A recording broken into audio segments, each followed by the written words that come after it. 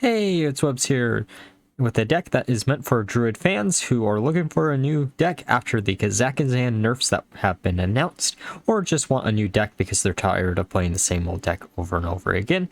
And this is a perfect chance to revisit a older deck, Questline Druid. So Questline Druid actually got quite a bit of new support in the new set. Seaweed Strike actually makes this deck come together as a Naga Questline Druid deck and serves as a really good way to remove both a minion from your opponent's board and the ability to give your own hero +4 attack with the condition that isn't actually that hard to achieve. And we are also running Bran just to be really funny and sometimes be able to do 32 points of damage in one turn with our questline reward. With the intro out of the way, let's get into a Mulligan guide of the deck. So there's 3 types of cards that you're looking to keep in your opening hand: cards that will draw you into other cards, cards that will progress your questline pretty quickly because you can actually complete your questline by like turn 4 or 5, or just cheap Nagas so you can actually slam them down so you can trigger the condition on Seaweed Strike if you have it in your hand. With that being said, let's look at some games. Alright, time for a game against Demon Hunter. Token Demon Hunter tends to be a really bad matchup for Kazakhstan Druid, but for this deck it's actually not that terrible of a matchup because you do have a lot of ways to prevent them from hitting your face. Going to keep the Feral Rage in the questline, of course. Grabbing the Treasure Guard as our new card is actually pretty decent overall. We did draw into Pounce, which is also pretty good. That does allow us to complete our questline first step in like 2 turns, if we just hero power, that is. Or we could use Feral Rage and Pounce, or even the Wrath. Wrath would actually allow us to get rid of the Slithering Spear. I'm going to do that and then pass the turn back. And then next turn, if they play anything else down, we could just use Feral Rage. Okay, so they are Naga Demon Hunter. I think Naga Demon Hunter has been popping up a bunch recently. I know there's some weird OTK that you could actually do. I kind of want to revisit Questline Demon Hunter just to discount all the spells in your hand and then use the Sentinel as a way to draw into your entire deck. But I don't know how decent that's going to be. And we're already doing some Naga things already, so I want to do something with mech support, I think, next. Okay, so we can put down the Test Panther, kill the 2/2, and then just go face, triggering the second part of our questline reward, drawing an additional card here. Scribe is actually a pretty good card overall. We just don't have any higher cost spells for this to actually matter right now. Okay, so they put up a taunt of their own, which is a little bit annoying, but we should be able to deal with it. Going to use Aquatic Form to grab probably the second Aquatic Form just to go through our deck a little bit quicker, or the Feral Rage. It really just depends. Feral Rage is fine. We can get rid of their taunt right away. We're actually at a pretty good HP pool to survive for quite a while. Okay, so there's the legendary that's a little bit frightening to actually play against. We're gonna do a bunch of damage here, which is going to be really annoying. We should be able to kill the legendary in 2 turns, I think, or 1 turn. That's the perfect top deck. We can use Pounce plus our hero power to get it down to 1 HP, and also use Wrath to draw a card. This completes our quest line, and they probably don't play Mutanus, so I'm not worried about having the questline reward in our hand for a turn or 2. Then they're going to draw a few cards. Multi-strike is a little bit annoying just because they can do a bit of damage. We do have the Treasure Guard that we can just put down next turn. Though we might want to put down Guff, because what are the chances of them being able... Actually, no. With that top deck, we can just try to cheese our way into not dying for a couple turns and do some damage to their face.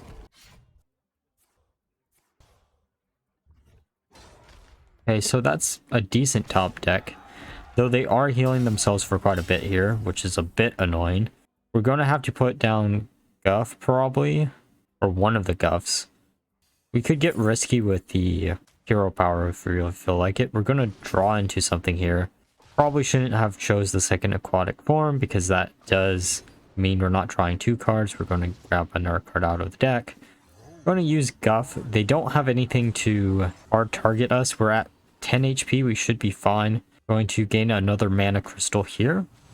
Then place down the 1-cost Naga. Okay, so we're going to see what we can get here. Going for the Nourish. We're going to also probably want to draw a card just to see if we can actually get Guff.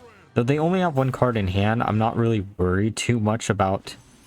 Oh, let's go. Let's get the Mark of the Spike Shell and then just go face.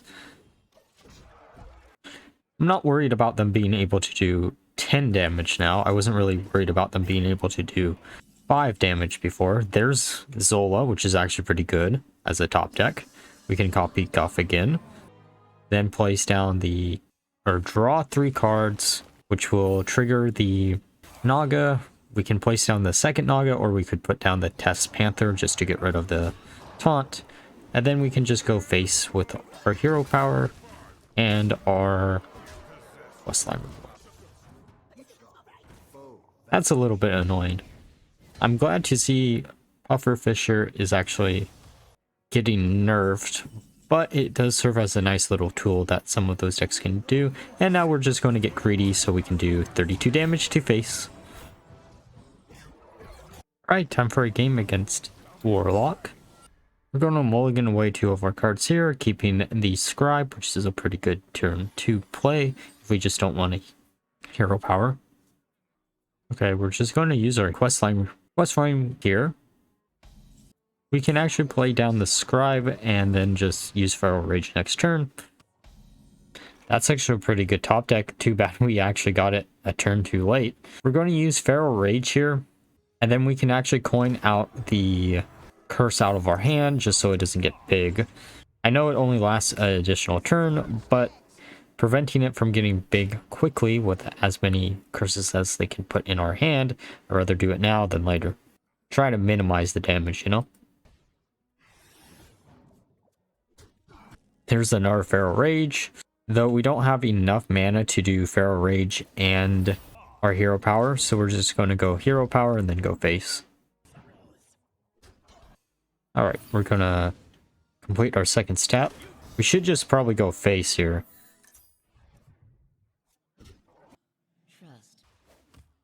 Alright, so as long as we complete our questline reward, we should have enough damage to just kill them in like a few turns. Though I would like a way to actually double our questline reward before we play anything else.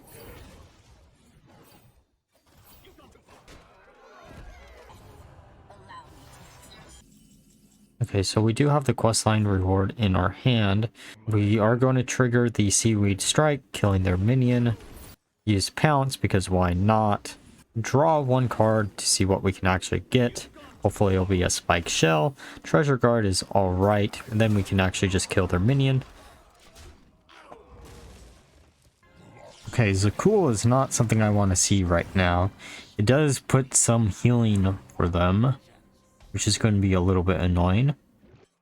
Just going to use the Curse, use Wrath to get rid of him, and then probably use our hero power, or just slam down a Treasure Guard.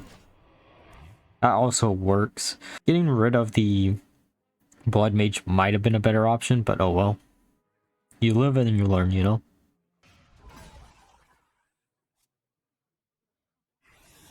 Okay, so we should be able to finish off the game this turn with a combo between Bran and the questline reward. Alright, time for a game against Priest. We're going to mulligan away the Wrath just because it is Priest, and I don't think they're going to be playing too many minions. It depends if they're playing Silence Priest or some other variant. I guess Silence Priest has become OTK Mill Priest anyways. I definitely want to cover it. I just haven't really had a big urge to cover a OTK deck. It's been a while since I've done that. I guess this technically counts as one, but most times you're not actually going to kill your opponent in 1 turn. Though you can get a really funny game where you do 32 damage. Going to use Dredge. Grabbing the Wrath here, probably. Going to put down the Treasure Guard and pass the turn back. They're going to use Switcheroo, which means they're probably going to be the stupid OTK Twin Fin deck. Actually, it could just be Silence Priest because it doesn't really matter what stats you swap in that deck. Okay, so they swapped, oh, what did they swap for that? I'm trying to think of what Priest runs that's a 2/2. Alright, we're just going to kill their minion. Don't want to really deal with the poisonous here. We're going to use our hero power, then go face, because we don't want to use the Feral Rage, though if I remember right, this might be one of those games where I accidentally used the Feral Rage without thinking of it before the hero power, but oh well. It's not something you want to repeat if I do that in the future. Ah, I guess that's what was the... No, it was a 2/1. Or a 1/2. That's interesting. What was the 2/2 that they drew then? Guess we'll never know. Seaweed Strike is interesting. We're going to use our hero power, trigger the first part of the quest line, put down the scribe, and then just go face. Okay, so they are Silence Priest. That's going to be a little bit annoying to deal with, though I guess we do have the perfect answer by just using our hero card, and I did make this stupid mistake of not using my hero power before, because we could have actually finished our quest line this turn if I hadn't made that mistake. My bad. Sometimes things happen. Okay, so they're killing our minion again, which is a little bit annoying. We do top deck the second one, so we can get rid of E7/7 if we really feel like it. We might actually just want to attack into the 3/2. Or not attack into it and still go face. Next turn, we do have a way to actually get 2 copies of Guff, so we're in a pretty good position. Actually, we have a way to get 3 copies of Guff if we really feel like it. There's another shellfish.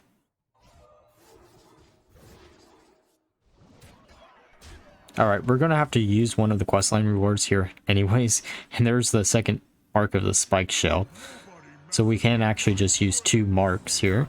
Make a 12/12, and then just go face, because why not? Sure, they can actually hit through our... But we should be able to actually survive an additional turn or 2, even if they do hit through our questline reward. And we only really have to survive 1 turn, to be honest. They're going to heal a little bit here, but as long as they don't get above 16 HP, we should be perfectly fine. I mean, it is possible that they could, in theory, but they're going to kill it here, which sucks, but they don't get above 16, so we should win next turn.